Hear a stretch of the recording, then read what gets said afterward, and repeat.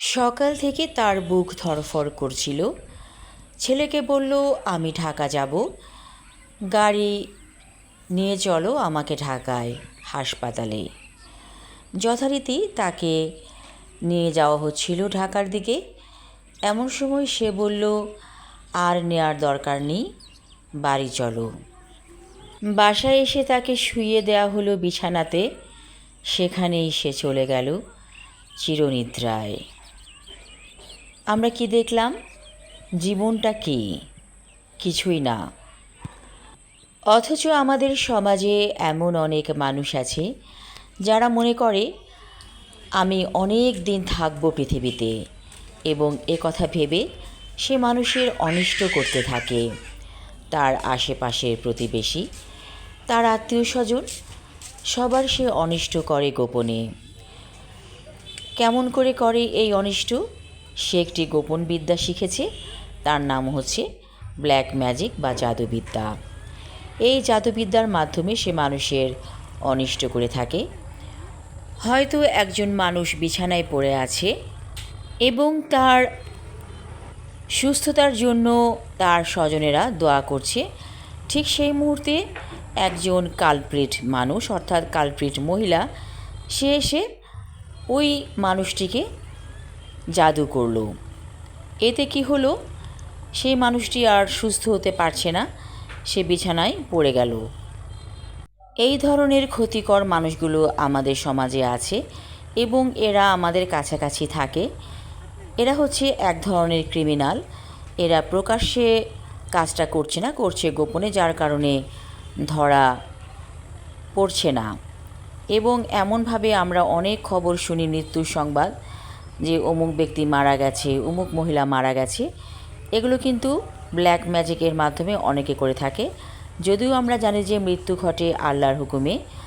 এবং এই মানুষগুলো যে ব্ল্যাক ম্যাজিক করে তাদেরকে মৃত্যুর দুয়ারে ঠেলে দিচ্ছে, তাদেরকে কি বলা যায়? তারা হচ্ছে নিষ্ঠুর মানুষ। তাদের মধ্যে মায়া মমতা বলতে কিছু নেই। তারা এই পাপের ফল দুনিয়াতেই ভোগ করবে। তারা কি মনে করছে? তারা মনে করছে যে আমরা গোপনে এই কাজ করছি, কেউ দেখছে না। কিন্তু দেখছে তো একজন স্বয়ং আল্লাহ তাআলা। তাদের বিচার এই দুনিয়ার মাটিতেই হবে। কিন্তু তারা এসব কথা জানার পরেও তারা অন্যায় করছে, কারণ তারা হচ্ছে গাফেল এবং তাদেরকে আল্লাহ পরীক্ষা করছেন। তারা যে আমি কালো জাদু করব, অমুক ব্যক্তি মারা যাবে, এই যে মনোবৃত্তি, সে কি একবারও ভেবেছে তাকেও আল্লাহ নিয়ে যেতে পারে যে কোনো সময়? সে কি মনে করেছে সে বেঁচে থাকবে অনন্তকাল আর কালো জাদু করে করে মানুষ মেরে ফেলবে? এটা তো একটা খুন করা। সে কত খুন করেছে, কত খুন করতে চায়, তার কোনো হিসেব আছে? এই মানুষটি হচ্ছে দুনিয়াতেও সে জাহান্নামী এবং মৃত্যুর পরেও সে জাহান্নামী, এবং সে জানে সে জাহান্নামী, তারপরেও সে পাপগুলো করছে।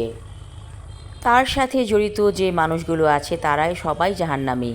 তারা সবাই জাহান্নামে যাবে এবং হুতামা নামক চুল্লিতে তাদেরকে ঢুকিয়ে দেওয়া হবে এবং আগুন জ্বালানো হবে। তাদের সারা শরীর জ্বলে পুড়ে খাক হয়ে যাবে। তারপর গলিত সেই শরীর থেকে আবার তাদেরকে নতুন করে শরীর দেওয়া হবে। তারপর আবার তাদেরকে ঝলসানো হবে। তারা কিন্তু এই কথাগুলো জানে, জেনেও তারা আবারও মানুষের অনিষ্ট করছে এবং বারবার এই অপকর্মগুলো করে যাচ্ছে। যেহেতু তারা জাহান্নামের দরজা ওপেন করে ফেলেছে, তাদেরকে কোনো কিছু বলে লাভ নেই। যারা বলবে তাদেরকে আবার নতুন করে তারা জাদুবিদ্যা দিয়ে অ্যাটাক করবে। তবু আল্লাহর কাছে এই প্রার্থনা করছি, তাদেরকে যেন আল্লাহ হেদায়েত দান করেন।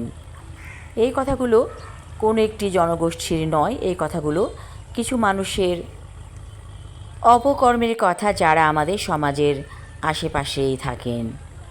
সবাই ভালো থাকুন, সুস্থ থাকুন, এই শুভকামনা করছি। ধন্যবাদ।